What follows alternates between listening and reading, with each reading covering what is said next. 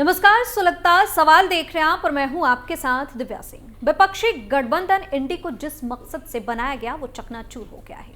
कभी भी कोई तालमेल नहीं दिख रहा है। एक एक सहयोगी दल छोड़कर जा रहे हैं। लोकसभा चुनाव आने वाले हैं, लेकिन विपक्षी गठबंधन इंडिया में मौजूद राजनीतिक दलों में गतिरोध जारी है।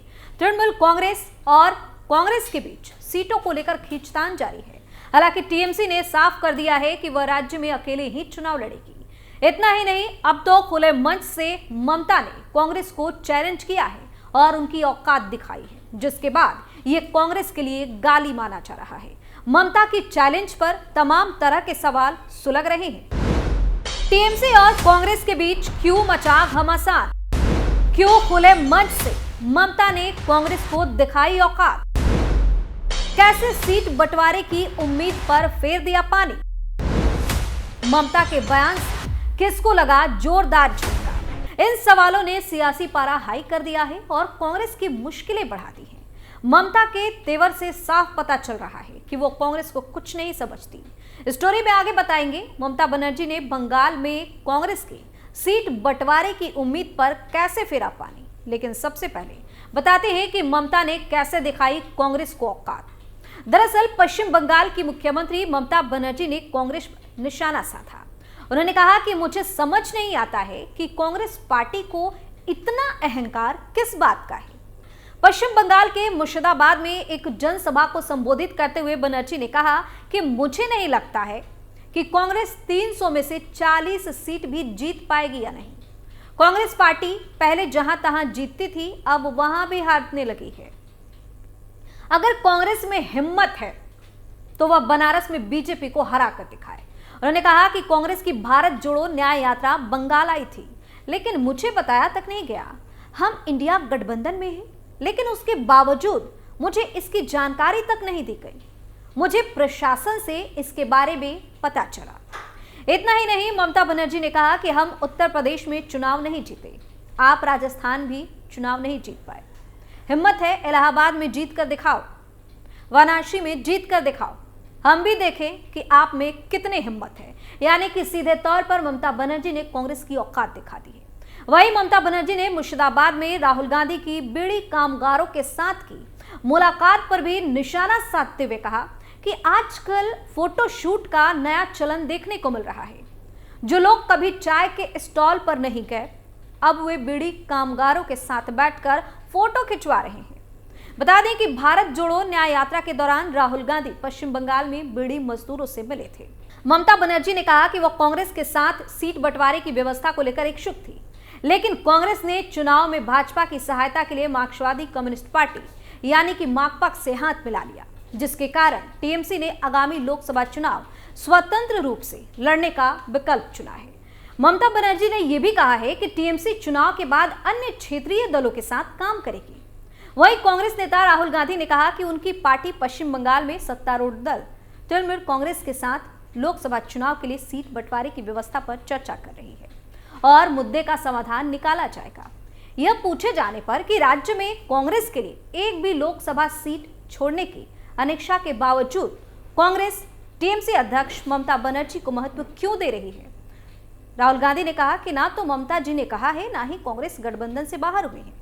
ममता जी भी कह रही हैं कि वह गठबंधन में है। दोनों तरफ से सीटों पर चर्चा जारी है, इसे सुलझा लिया जाएगा। अब कांग्रेस को कौन बताए कि ममता इनके साथ रहना ही नहीं चाहती है। जबरदस्ती ये लोग हाथ जोड़कर पीछे पड़े हैं। आपको बताते हैं कि ममता बनर्जी ने बंगाल में कांग्रेस की सीट बंटवारे की उम्मीद पर कैसे पानी फेर दिया। पश्चिम बंगाल में कांग्रेस की राह बिल्कुल भी आसान नजर नहीं आ रही। कांग्रेस की राज्य में सीट बंटवारे को लेकर अंतिम आशा भी ममता बनर्जी ने लगभग खत्म कर दी है, लेकिन फिर भी कांग्रेस ने हिम्मत नहीं हारी है और वह उम्मीद में है। इससे पहले इंडिया गठबंधन में जारी गतिरोध को खत्म करने के लिए ममता बनर्जी ने चुनाव के बाद क्षेत्रीय दलों को एकजुट करने का इरादा जताया था। बंगाल में सीट बंटवारे को लेकर कांग्रेस और टीएमसी के बीच जारी गतिरोध को खत्म करने की कोशिश के बीच कांग्रेस महासचिव जयराम रमेश टीएमसी के साथ आगे बढ़ने की उम्मीद जताते दिखे।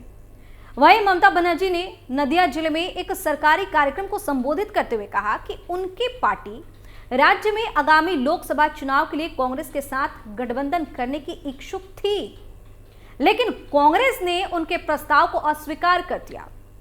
उन्होंने कहा कि हम गठबंधन करना चाहते थे, लेकिन कांग्रेस सहमत नहीं थी।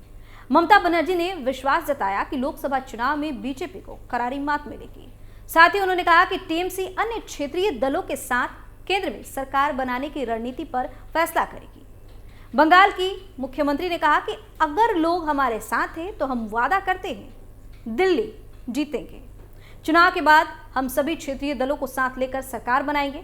ममता बनर्जी ने आगामी चुनाव में बीजेपी की मदद के लिए कांग्रेस और वाम दलों पर हाथ मिलाने का आरोप तक लगा दिया। वहीं टीएमसी नेता ने कहा कि बस याद रखें कि बंगाल दिल्ली जीतने का रास्ता दिखाएगा। हम दिल्ली जीतेंगे, हम बंगाल में अकेले लड़ेंगे और बीजेपी को हराएंगे।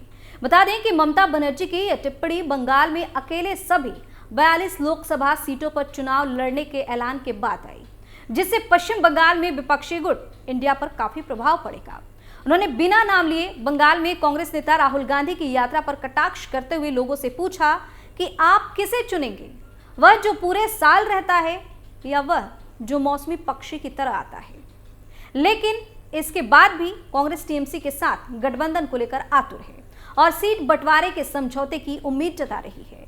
कांग्रेस नेता जयराम रमेश ने कहा कि गठबंधन में देने और लेने की प्रवृत्ति होती है। हम राज्य में संयुक्त सीट बंटवारे के फॉर्मूले पर आम सहमति तक पहुंचने के लिए उम्मीद जता रहे हैं, जो इसमें शामिल सभी दलों को संतुष्ट करेगा। ममता जी ने इंडी गठबंधन के प्रति अपनी प्रतिबद्धता जताई है और हम इस रुख का स्वागत करते हैं। बता दें कि ममता बनर्जी कांग्रेस के साथ सीट शेयरिंग को पहले ही खारिज कर चुके हैं। साथ ही वह कांग्रेस पर सीपीआईएम के साथ मिलकर बीजेपी को फायदा पहुंचाने का आरोप भी लगा रही हैं। इसके बाद भी जयराम रमेश टीएमसी को साथ लेकर लाने को आश्वस्त दिख रहे हैं। उन्होंने कहा कि ममता बनर्जी का बयान उनकी राय को दिखाता है, गठबंधन की सहमति को नहीं। उन्होंने कहा कि टीएमसी और कांग्रेस दोनों का लक्ष्य आगामी लोकसभा चुनाव में बीजेपी को हराना है। बता दें कि लगभग हफ्ते भर पहले टीएमसी और पश्चिम बंगाल की मुख्यमंत्री ममता बनर्जी ने अकेले चुनाव लड़ने का ऐलान किया था।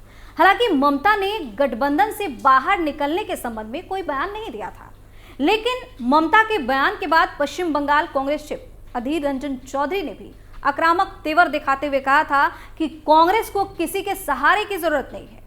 वहीं अपने बयान में अधीर रंजन चौधरी ने ममता बनर्जी को बेईमान और अहंकारी तक कह दिया था।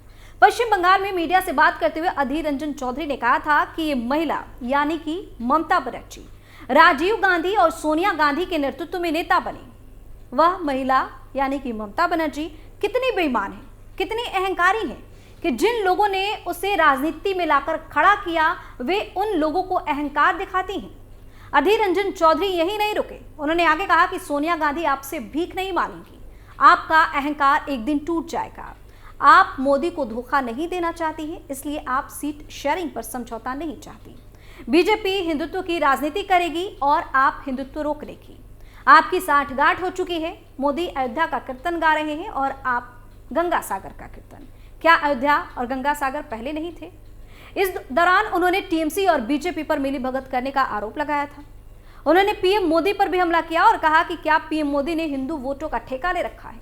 लेकिन यह पहली बार नहीं था जब अधीर रंजन चौधरी ने ममता बनर्जी पर हमला किया हो। इससे पहले भी उन्होंने कहा था कि पता नहीं किसने ममता से भीख मांगी है। हमने तो कोई भीख नहीं मांगी। ममता खुद ही कह रही है कि वो गठबंधन चाहती हैं। हमें ममता की दया की जरूरत नहीं है। तो टीएमसी और कांग्रेस के बीच घमासान जारी है, लेकिन कांग्रेस अभी भी एक साथ दिखाने की कोशिश कर रही है। हालांकि ममता बनर्जी को इससे कोई फर्क नहीं पड़ता है। ऐसे बयानों के बाद कयास लगाए जाने लगे थे कि गठबंधन में शामिल टीएमसी कांग्रेस की मांग नहीं मानेगी। इस कारण दोनों दलों के बीच समझौते की कोई गुंजाइश बाकी नहीं है। सुलगता सवाल में आज के लिए इतना ही। किसी और मुद्दे पर फिर से पेश होंगे, तब तक के लिए आप देखते रहिए कैपिटल टीवी। नमस्कार।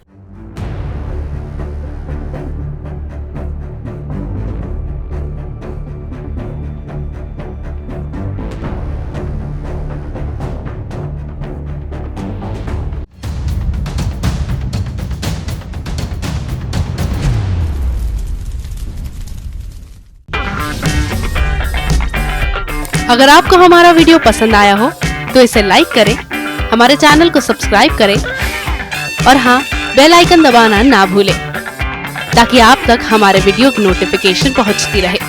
आप अपना सुझाव हमें कमेंट बॉक्स में दे सकते हैं। हमारे साथ जुड़ने के लिए शुक्रिया।